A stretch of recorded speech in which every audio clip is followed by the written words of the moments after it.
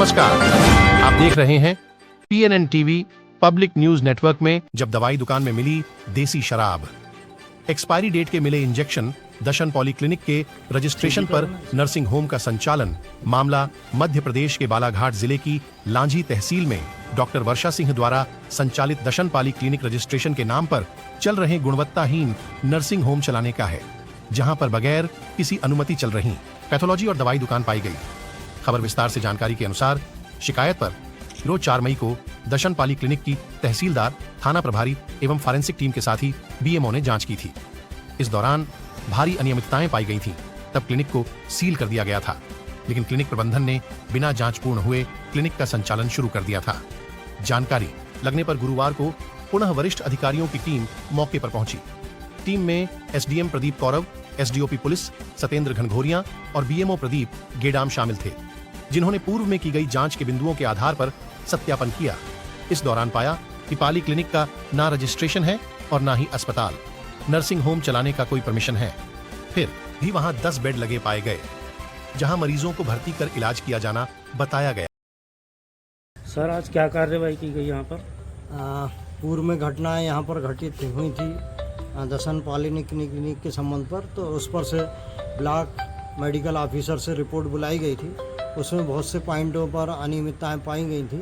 उन्हीं अनियमितताओं के सत्यापन के लिए एक 3 सदस्यीय दल बनाया गया था। उस दल का आज यहाँ पर पुनः सत्यापन किया गया। जो अनियमितताएं हैं उसमें क्या सत्यता है और क्या असत्यता है, उसी के आधार पर आज उसका सत्यापन किया गया। और सत्यापन में जो पूर्व में प्रतिवेदित किया था उसी से लगभग बिल्कुल समान स्थिति पाई गई है। इस कारण से उसके कुछ पार्ट्स को सील किया गया है।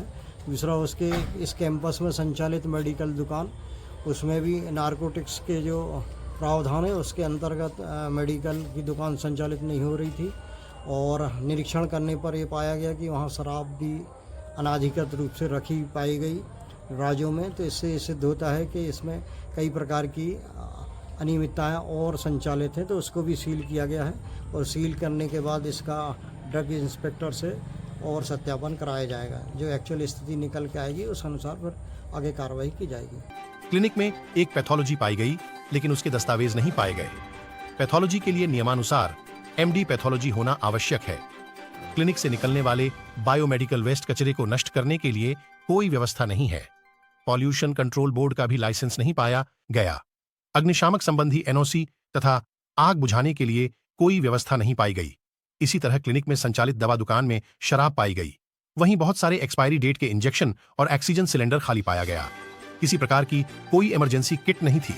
इस तरह क्लिनिक में भारी अनियमितता पाई गई। सभी बिंदुओं पर सत्यापन किया गया।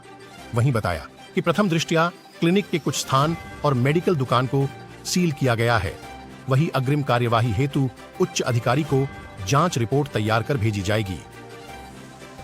ये जो पिछली बार यहाँ पे जो 4 मई को एक बार जो टीम आई थी, उसके द्वारा जो जांच में पाया गया था कि बहुत सारी अनियमितता पाई गई थी। उसी के संबंध में हमने SDM साहब को सूचना की थी कि भाई यहाँ पे बहुत सारी अनियमितताएँ हैं। तो आज जो है SDM साहब, मैं BMO लांजी और अपने SDOP साहब तीनों मिलकर फिर से यहाँ पे पुनः निरीक्षण के लिए आए थे। और आज भी हमने बहुत सारी अनियमितता पाए हैं यहाँ पे। और जिसमें कि बहुत जैसे कि BMW का रजिस्ट्रेशन या NOC नहीं है और फायर NOC नहीं है। बहुत सारे इंजेक्शन जो एक्सपायरी पाए गए हैं, ऑक्सीजन सिलेंडर नहीं है, इमरजेंसी ड्रग्स या किट नहीं है। और पैथोलॉजी चलाई जा रही है, दवाई दुकान चलाई जा रही है। दवाई दुकान को भी इसलिए सील किया गया है कि यहाँ पे नारकोटिक ड्रग जो है उसका बिना कोई रिकॉर्ड संधारण के मतलब रखा गया है। यहाँ तक कि दारू की बोतलें वहाँ पे मिली हुई है। तो इस तरीके से बहुत सारी अनियमितता पाई गई है, इसलिए दोबारा सील किया गया। सर, क्षेत्र में और भी लैब चल रहे हैं, उन पर भी कार्रवाई होगी? सर, और कार्रवाई होगी, सब पे कार्रवाई होगी।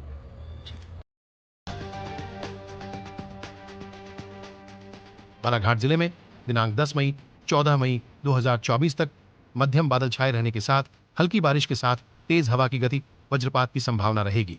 अधिकतम तापमान 40.8 से 43.1 डिग्री सेल्सियस तथा न्यूनतम तापमान 20.2 से 21.6 डिग्री सेल्सियस तथा सुबह हवा में 66 से 29% तथा दोपहर में 66 से 37% नमी रहने की संभावना है।